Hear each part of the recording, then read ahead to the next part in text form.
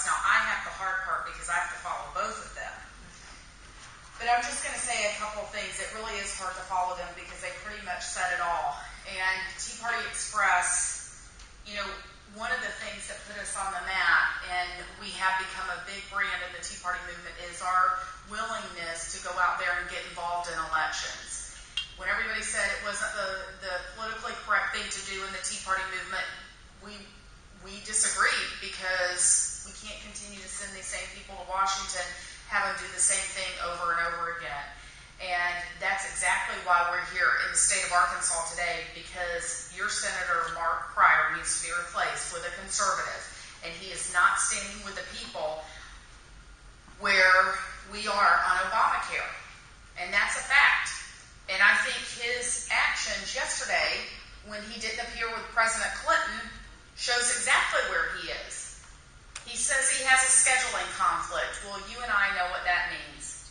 He doesn't want to be part of this Obamacare. He doesn't want to attach himself too closely to it because he knows it's not popular with the people.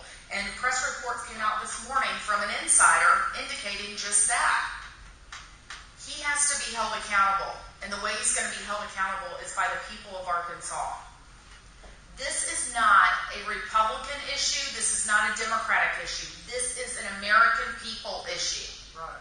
Yes, we have been opposed to government intervention in healthcare. We have the greatest healthcare system in the world. We don't need to burn down the house to remodel the living room. If we don't have the best healthcare in the world, where's everybody going to go? Because people come here to the United States every single day to get the best healthcare. Yes, we may need some insurance reform, and there are free market solutions that will work. Being able to purchase insurance across state lines, getting rid of pre-existing conditions, that sort of thing. But to have the government overtake our entire healthcare system, that's not the answer. Washington is the problem, not the solution. And the American people are realizing it. Just within the past several weeks, Delta Airlines has announced that it's going to cost them in excess of $100 million. Forever 21, a young women's clothing store, has put all of their employees back to part-time with no benefits. University of Virginia, UPS, now are no longer covering their spouses, their employees' spouses. And my thoughts are, as we go further into the fall, when open enrollment happens for all these companies, we're going to see more and more of this. When you have Max Baucus, who's one of the authors of this bill, come out and call it a train wreck, and within a number of days then announces he is going to retire at the end of his term, that speaks volumes. When Jimmy Hoff, I believe, of the union said it's going to destroy the 40-hour work week, that speaks volumes. Now, this past weekend, 40,000 longshoremen have withdrawn their membership to the AFL-CIO. These are the same unions that help promote and sell Obamacare. And now they're against it too. They withdrew their membership because of Obamacare. I mean, it is evident that Democrats are against this as well. And your senator is distancing himself from the star of the Democratic Party, Bill Clinton. I mean, I don't know many members of Congress that when Bill Clinton comes to their town, many Democrats, that they will distance themselves from Bill Clinton. It speaks volumes. And I encourage Senator Mark Pryor and all members of the Arkansas delegation to get on board, stand with the people. Let's repeal Obamacare, defund Obamacare, whatever it's going to take. Get rid of this huge monstrosity of a train wreck.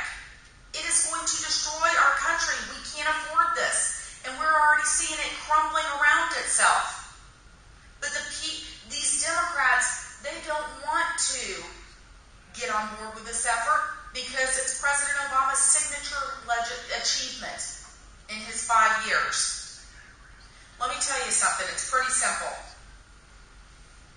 When our federal government is spending hundreds of millions of dollars to sell and market Obamacare to the American people, we have a problem. When they're spending $1 million in the LA school system for children to learn about Obamacare and go home and sell it to their parents, That's nothing more than propaganda, and that's not the responsibility of our government. We need to get rid of this. The IRS is in charge of implementation, and we all have seen what happened with the IRS earlier this spring. And don't tell me that, they're not going to have access to our personal information and our files, so on and so forth, because I'm sure 3 years ago they would have said that what happened this spring never happened. Would have never happened.